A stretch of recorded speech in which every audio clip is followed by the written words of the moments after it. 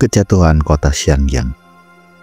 Peristiwa ini adalah salah satu peristiwa menyedihkan dalam novel Jin Yong, di mana Guo Jing terbunuh selama pertempuran Xiangyang bersama dengan seluruh keluarganya, kecuali putri bungsunya Guo Xiang. Pertempuran ini adalah serangkaian pertempuran yang berlarut-larut antara invasi Mongol dari dinasti Yuan dan pasukan dinasti Song Selatan dari tahun 1267 sampai 1273 Masehi. Kami akan membahas pertempuran Xiangyang ini berdasarkan ceritanya secara historikal. Mari kita simak.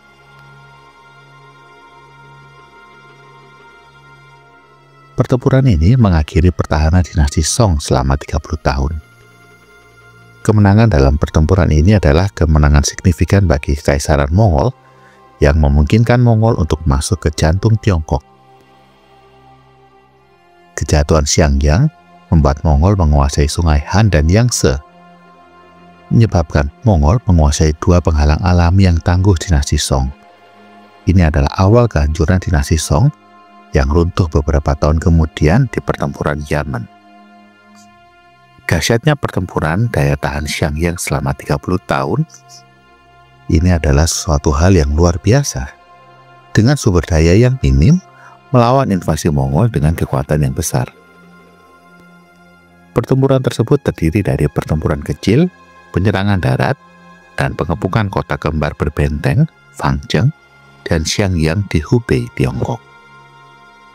Lu Wenhuan, panglima tertinggi dinasti Song Selatan, menyerah kepada Kublai Khan pada tahun 1273.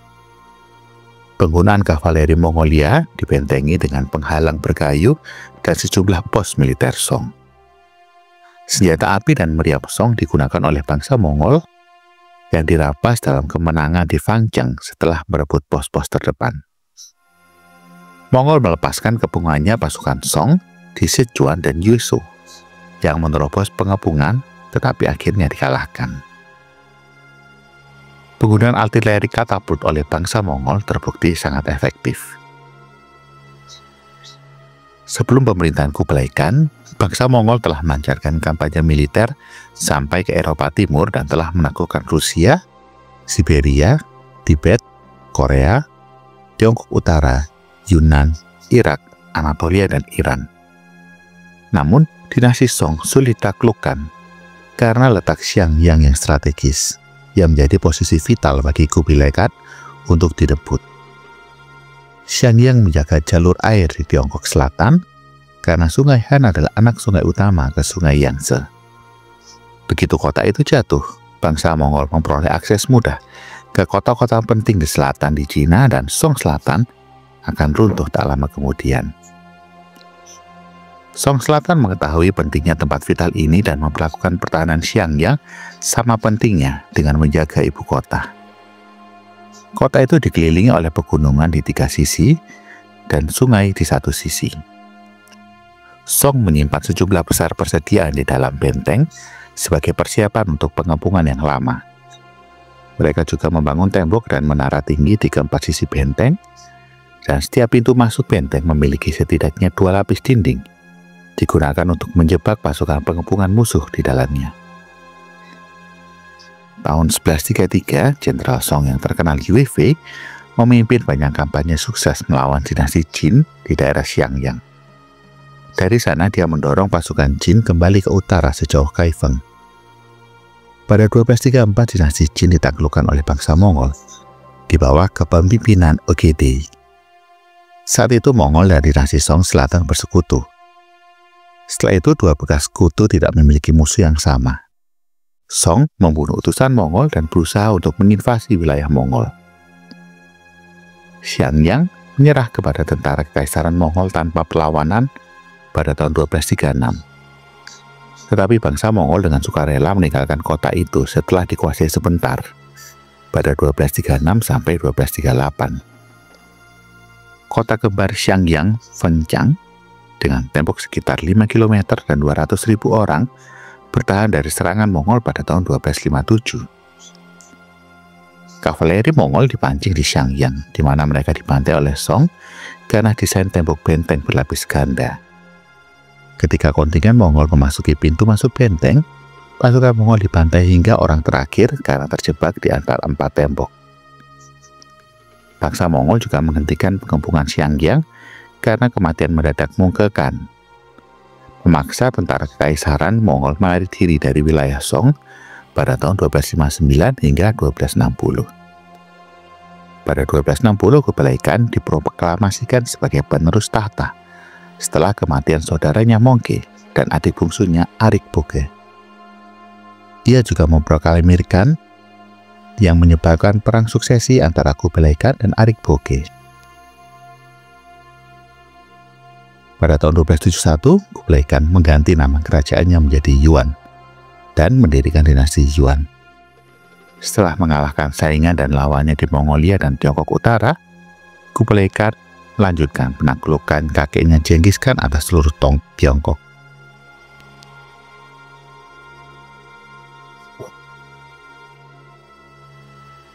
Achu dan Liu Zheng pada 1268 mulai memblokade kota Yangyang dengan cincin benteng Liu Zheng dan memberi saran agar kota-kota dibuat kelaparan dari Sichuan dengan membangun benteng di sana.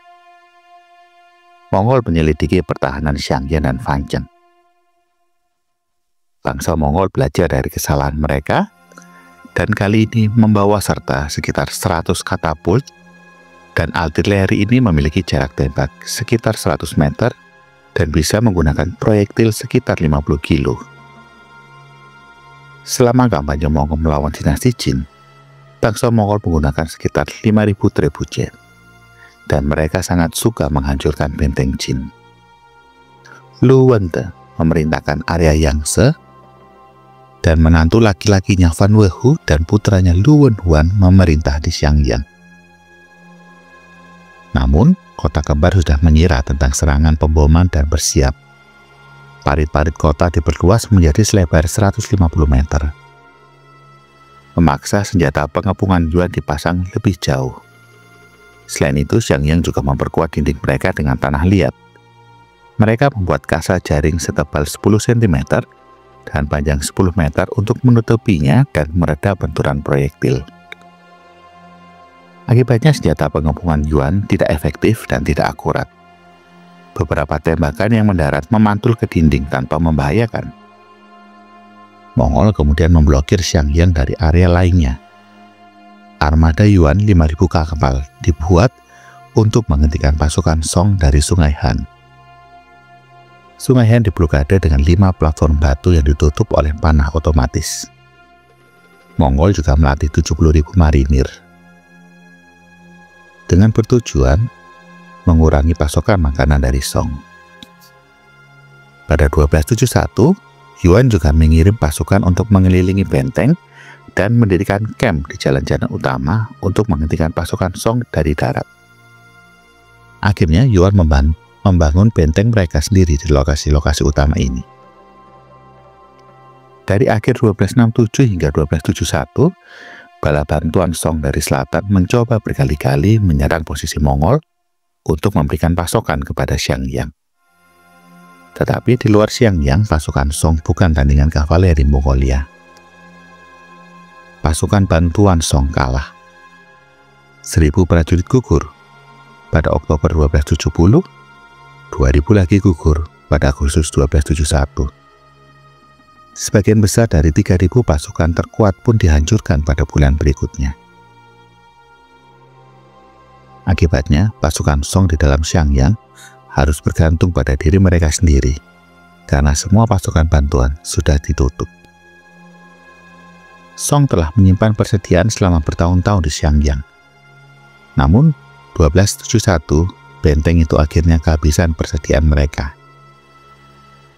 Pada 1272, pasukan kecil Song yang terdiri dari 3.000 orang mampu menerobos blokade Angkatan Laut Yuan dan memasok Xiangyang dari Sungai Han. Ini adalah dorongan moral yang besar bagi para pembela Xiangyang. Namun, tidak ada yang bisa kembali untuk memberitahu tentang kesuksesan tersebut.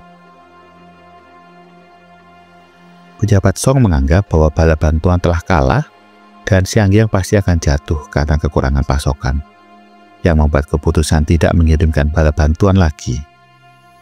Korban yang tinggi dan tingkat keberhasilan yang rendah mengakhiri pengangkutan persediaan pasokan lebih lanjut.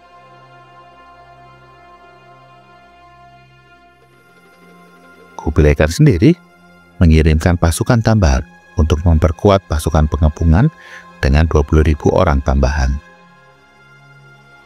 Pertahanan Xiangyang akhirnya berakhir pada 1273 dengan diperkenalkannya senjata katapult. Kublai Khan telah mendengar tentang mesin ini yang sangat efektif. Pakar senjata ini, Ismail dan Aldin, dikirim oleh Apaka Ekan dari Persia. Ia pergi ke Tiongkok atas keputusan Kublai Khan pada tahun 1272. Mereka membangun senjata yang kuat di bawah Jenderal Uighur Adikia pada Maret 1273. Senjata ini memiliki jarak tembak 500 meter dan dapat meluncurkan proyektil dengan berat lebih dari 300 kg. Senjata ini jauh lebih akurat daripada yang lama dan merupakan satu-satunya artileri yang mampu mencapai tembok Xiangyang. Pasukan Yuan membangun sekitar 20 di antaranya dan digunakan untuk membantu pengepungan Xiangyang. Mongol memulai pengepungan dan penyerangan di Fancheng pada awal 1273. Tentara Song di Xiangyang menyaksikan sebuah batu raksasa yang terbang tepat di atas tembok raksasa Fancheng dan menghantam rumah-rumah di bawahnya.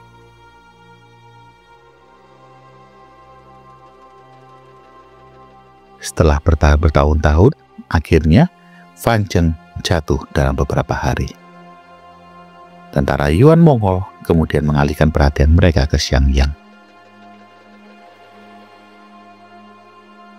Lu Weduan mengirim utusan ke Kaisar untuk meminta bala bantuan segera. Utusan itu berhasil melewati benteng Yuan dan mencapai Kaisar. Tapi setelah mendengar keefektifan dari senjata baru Mongol ini, Kaisar menganggap Xiangyang sudah kalah dan memutuskan untuk tidak mengirim bala bantuan. Selama beberapa hari berikutnya, tentara Song melihat ke selatan untuk menunggu bala bantuan.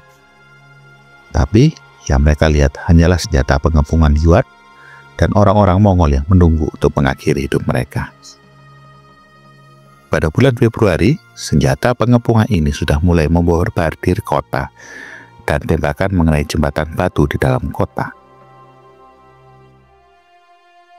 Pengepungan Yuan mulai meruntuhkan struktur kota serta merusak menara-menara di tembok kota. Lu Weduan akhirnya menyerahkan Xiangyang pada 14 Maret 1273 dan ia diangkat menjadi gubernur Xiangyang dan Fancheng di bawah pemerintahan Yuan sebagai bagian dari persyaratan.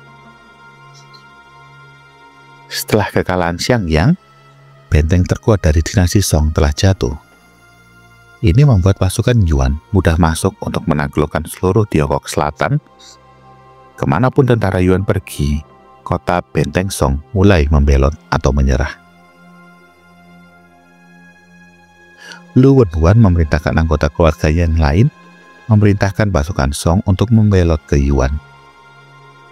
Pada tahun 1275, pemerintah Song gagal berusaha untuk membentuk gencatan senjata.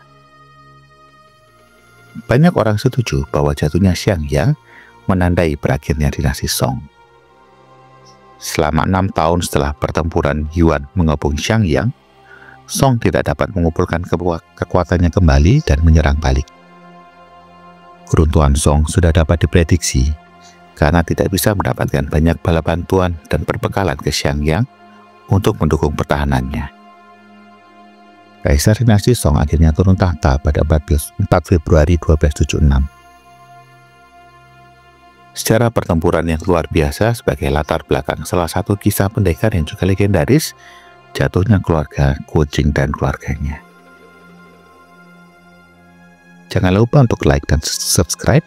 Sampai jumpa di video-video yang lainnya.